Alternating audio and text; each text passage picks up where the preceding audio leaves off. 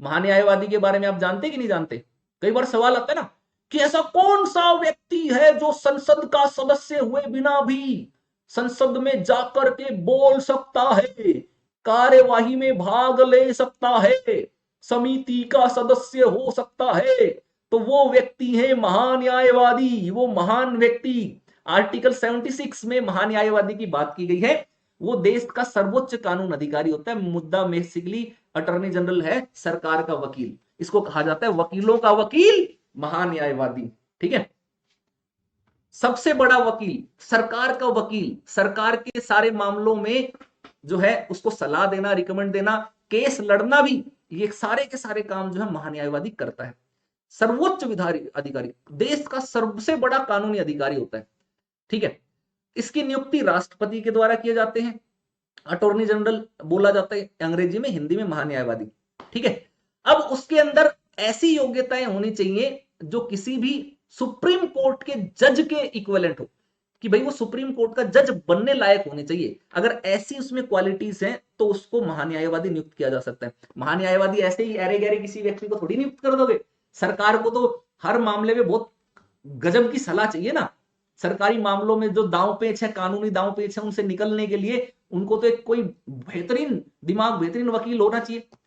तो वो वही होगा जिसके पास क्वालिफिकेशन होगी। इस मामले में वो सरकार, जो सरकार को सलाह लेनी है तो वो नहीं करती, ढिलाई नहीं बरतती, योग्य लोगों को रखता है।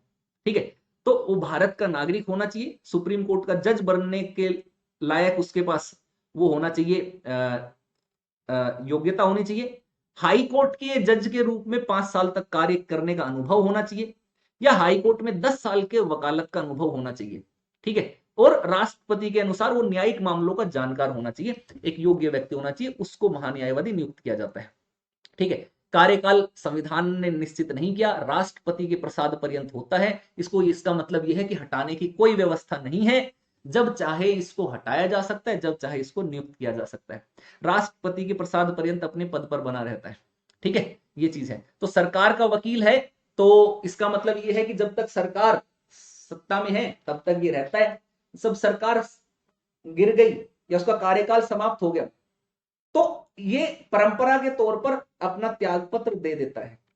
ठीक है, क्योंकि इसकी अपॉइंटमेंट, नियुक्ति किसने की थी? सरकार ने ही की थी, मंत्रिपरिषद ने ही तो करवाई थी अपने पसंद के व्यक्ति को।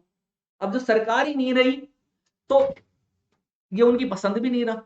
हालांकि संवैधानिक तौर पर ऐसी कोई बाध्यता नहीं है कि सरकार मंत्रिपरिषद के त्याग पत्र देने या सरकार के बदलने पर इसको अपनी त्याग पत्र देना ही पड़ेगा, ऐसा कोई संवैधानिक प्रावधान नहीं है। लेकिन चूंकि एक तरीके से राजनीतिक पद है, जो भी सरकार आती है अपने पसंद के व्यक्ति को बनाती है, तो उनकी सरकार जाते टाइम ये भी त्याग पत्र दे देता है। नहीं तो अगली जो सरकार आएगी वो डंडे मार करके भगा देगी, क्योंकि वो अपने खास व्यक्ति को महान्यायवादी बनाएगी, पुराने वाले को थोड़ी रखेगी, वो अपने वफादार को बनाएगी। ठीक है, अब ये क्या कर सकता है? महान्यायवादी के कुछ कुछ कार्य होते हैं। सबसे पहला कार्य, भारत सरकार से संबंधित जो जितने भी मामले हैं उनको लेकर के उच्चतम न्यायालय में भारत सरकार की ओर से प्रेजेंट होता है। सोचो, गवर्नमेंट के, सरकार के जितने भी मामले हैं उसमें सरकार की तरफ से उसका प्रतिनिधित्व करता है। उच्चतम न्यायालय में भारत सरकार का प्रतिनिधित्व आपने देखा ही। किसी भी मामले में हाई कोर्ट में भी इसको सुनवाई का अधिकार है। सरकार से संबंधित कोई मामला होगा तो हाई कोर्ट में भी जा सकता है। ठीक है, किसी भी अदालत में महान्यायवादी को सुनवाई का अधिकार है। भारत का कोई भी न्यायालय हो, हर न्यायालय में महान्यायवादी को सुनवाई का अधिकार है। अब ये सरकार का वकील है, तो ऐसे में संसद के किसी भी सदन में, यानी कि लोकसभा और राज्यसभा दोनों सदनों में वो बोल सकता है। ठीक है, कार्यवाही में भाग ले सकता है। ठीक है, इनकी जो संयुक्त बैठक है उस बैठक में भाग ले सकता है। केवल एक चीज नहीं कर सकता, वो है वोट। ठीक है, वोट नहीं डालेगा, वोट डालने के अलावा बाकी सारी चीजें वो कर सकता है। ठीक है, इसीलिए यहां से क्वेश्चन भी आता है। तो इसको सारे संसद के एक जो सदस्य हैं उसकी तरह ही सारे वेतन भत्ते मिलते हैं। संसद के सदस्य को जो विशेषाधिकार मिले वही विशेषाधिकार इसको भी मिलते हैं।